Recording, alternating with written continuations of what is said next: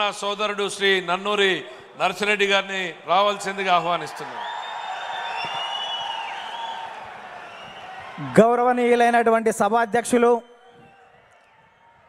జాతీయ తెలుగుదేశం పార్టీ అధ్యక్షులు, భారత రాజకీయ ధృవతార మన ప్రియతమ నేత నారా చంద్రబాబు నాయుడు గారికి నిందలు, అపనిందలు, దాడులు, ఎదురుదాడుల మధ్య ఎదిగి యువగలమై నవగలమై జనబలంతో సాగుతున్న మన నేత, యువనేత నారా లోకేష్ గారికి, వేదికపై ఉన్నటువంటి అతిరథ మహారథులకు, సభా ప్రాంగణంలో ఉన్నటువంటి అతిథులకు, గ్రామాల నుంచి, గడపల నుంచి, తండాల నుంచి, తాలూకాల నుంచి, హైవేల నుంచి, బైపాసుల నుంచి, వివిధ రాష్ట్రాల నుంచి, వివిధ దేశాల నుంచి పసుపు జెండాలతో పయనమై వచ్చినటువంటి తెలుగుదేశం పార్టీ కుటుంబ సభ్యులకు, పత్రికా విలేకరులకు, మీడియా ప్రతినిధులకు, సోషల్ మీడియా సోదరులకు నమస్కారాలు.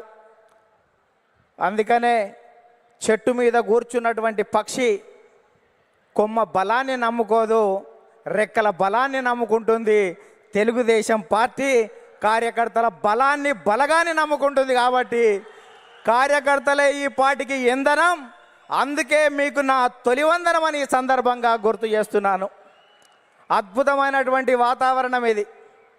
మొన్నటి వరకు ఒక రకంగా ఉండే, మా కాడ ముక్కోడు పోయిండు, మీ కాడ తిక్కోడు పోయిండు.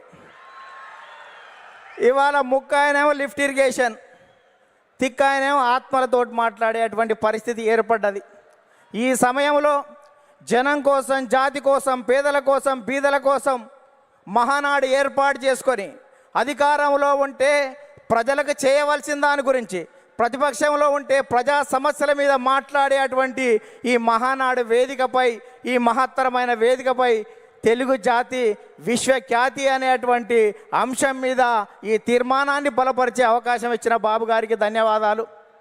సోదరులారా, స్వర్గీయ నందమూరి తారక రామారావు గారి మనందరి ఆరాధ్య దైవం, తెలుగువాడి ఆత్మగౌరవానికి ప్రతీక, నమ్మిన సిద్ధాంతాల కోసం మడమ తిప్పని యోధుడు, ఎందరికో రాజకీయ జన్మనిచ్చిన కారణ జన్ముడు, సినీ వినీలాకాశంలో రారాజుగా వెలుగుతున్నటువంటి సమయంలో రాష్ట్రంలో, కేంద్రంలో ఉన్నటువంటి పరిస్థితి చూసి ఢిల్లీ పురవీధుల్లో దిగజారుతున్న తెలుగువాడి ఆత్మగౌరవాన్ని పరిరక్షించాలని, తెలుగువాడి ఆత్మగౌరవం అంగట్లో అమ్మే సరుకు కాదని నిరూపించాలని, గాఢాంధకారంలో ఉన్న తెలుగు జాతికి వెలుగులు ప్రసాదించాలని, రాష్ట్రంలో ఉన్నటువంటి ఆర్థిక అసమానతలు, సాంఘిక దురాచారాలు, ఇవాళ నిరుద్యోగం, నిరక్షరాస్యత ఇటువంటివి పారదోలాలని, పేదల కోసం, బీదల కోసం, బడుగు జనం కోసం, పల్లె ప్రజల కోసం, అణగారిన జనాల అభివృద్ధి కోసం ఆదర్శవంతమైనటువంటి విధానాల ద్వారా తెలుగుదేశం పార్టీకి శ్రీకారం చుట్టాడు అని ఈ సందర్భంగా గుర్తు చేస్తున్నా.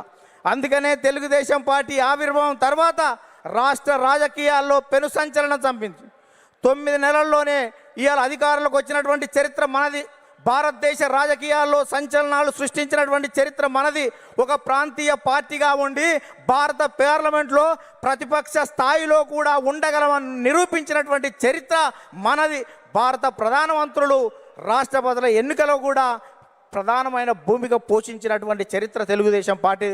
అందుకనే తెలుగుదేశం పార్టీ ఆవిర్భావం తర్వాత గ్రామాలకు మౌలిక సౌకర్యాలు అందాయి, ప్రజలకు సంక్షేమ ఫలాలు అందాయి, ప్రజలకు రాజకీయ చైతన్యం వచ్చింది, బలహీన వర్గాలకు రాజకీయ జీవితం వచ్చింది అని ఈ సందర్భంగా గుర్తు చేస్తున్నా.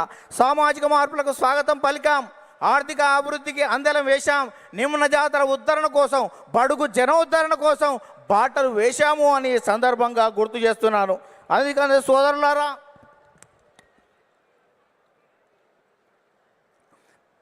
బడుగు జనోద్ధరణ కోసం బాటలు వేశాం.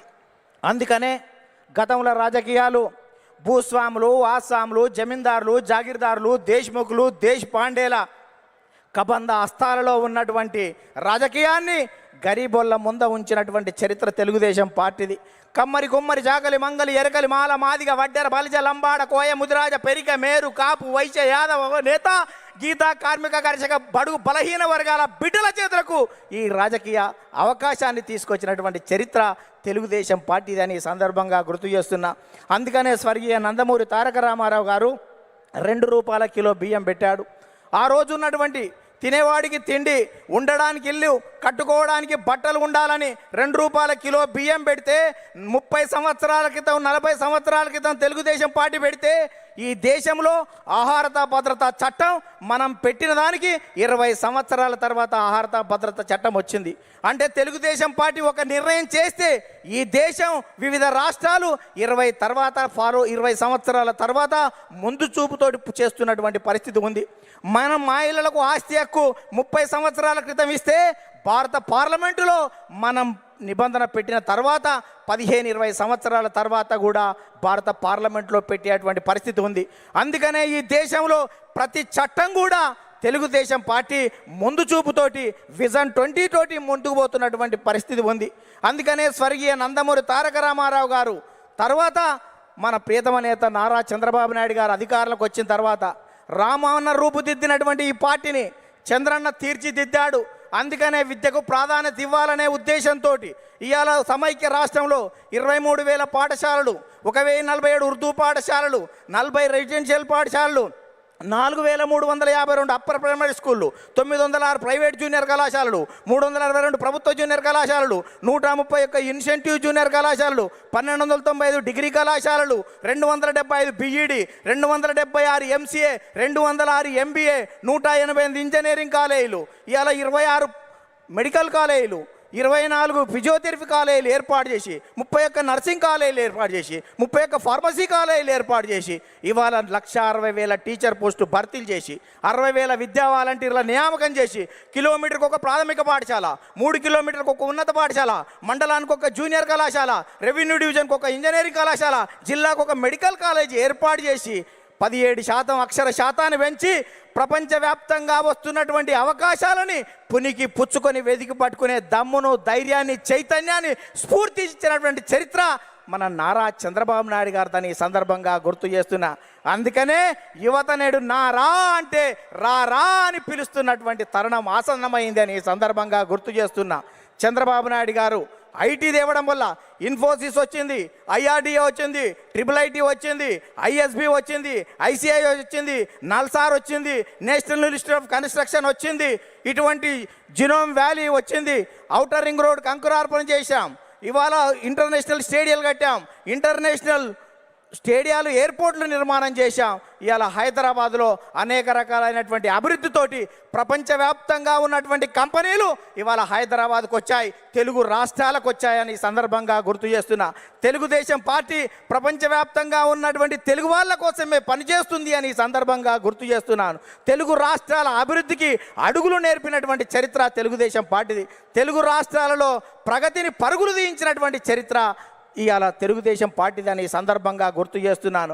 అందుకనే సోదరులారా, ఇవాళ ప్రపంచవ్యాప్తంగా నారా చంద్రబాబు నాయుడు గారి మీద ఉన్నటువంటి మమకారంతో ఇవాళ చంద్రబాబు నాయుడు గారు అనుక్షణం, ప్రతిరోజు, ప్రతి గంట, ప్రతి నిమిషం, ప్రతి క్షణం ప్రపంచవ్యాప్తంగా వచ్చినటువంటి మార్పులను గ్రహిస్తూ మనని చైతన్యం చేస్తూ ఆ వైపు మనల్ని తీర్చిదిద్దు తెలుగు జాతిని మహోన్నత జాతిగా తీర్చిదిద్దేటువంటి దానికి శ్రీకారం చుట్టాడు అని సందర్భంగా గుర్తు చేస్తున్నాం.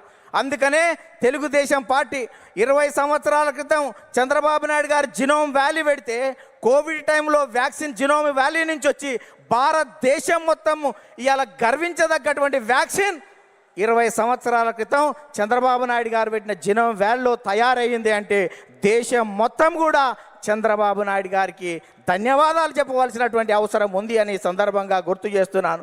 అందుకనే అనేక మంది నేతలు రాజకీయంగా ఎన్ని విమర్శలు చేసినా మాన్యశ్రీ ప్రధానమంత్రి సైతం చంద్రబాబు నాయుడు గారి గురించి అనేక విషయాలు చెప్పారు.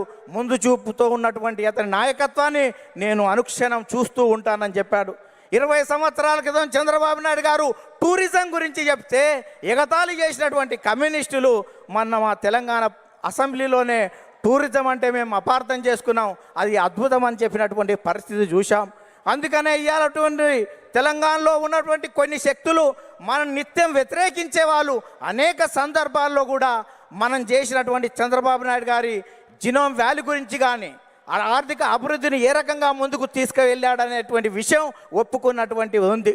అందుకనే ఇవాళ 2 రాష్ట్రాల్లో ప్రపంచంలో ఉన్నటువంటి తెలుగు వాళ్ళందరికీ తెలుగుదేశం జెండా కింద తెలుగు రాష్ట్రాలు కాదు ప్రపంచవ్యాప్తంగా ఈ తెలుగు జాతి ఏకం కావాలి. తెలుగుదేశం జెండా కింద మనం అందరం ఐక్యంగా ముందుకు సాగుతూ ప్రపంచంలో ఒక గొప్ప జాతిగా మనం కీర్తి గడించవలసిన అవసరం ఉందని చెప్తూ ఆ కార్యక్రమానికి శ్రీకారం చుట్టిన నారా చంద్రబాబు నాయుడు గారికి, లోకేష్ గారికి ప్రత్యేక ధన్యవాదాలు చెబుతూ మనం అందరం కలిసి కట్టుగా కలిపి జట్టుగా ఈ పార్టీ ప్రతిష్టత కోసం కృషి చేద్దామని చెప్తూ ముగిస్తున్నాను. ధన్యవాదాలు. థ్యాంక్ యూ నర్సిరెడ్డి గారు. రెండవ రోజు రెండవ తీర్మానాన్ని ముగించుకున్నాం. తర్వాత తీర్మానం రాష్ట్రం విధ్వంసం నుండి పునర్నిర్మాణం వైపు అడుగులు అనేటువంటి తీర్మానాన్ని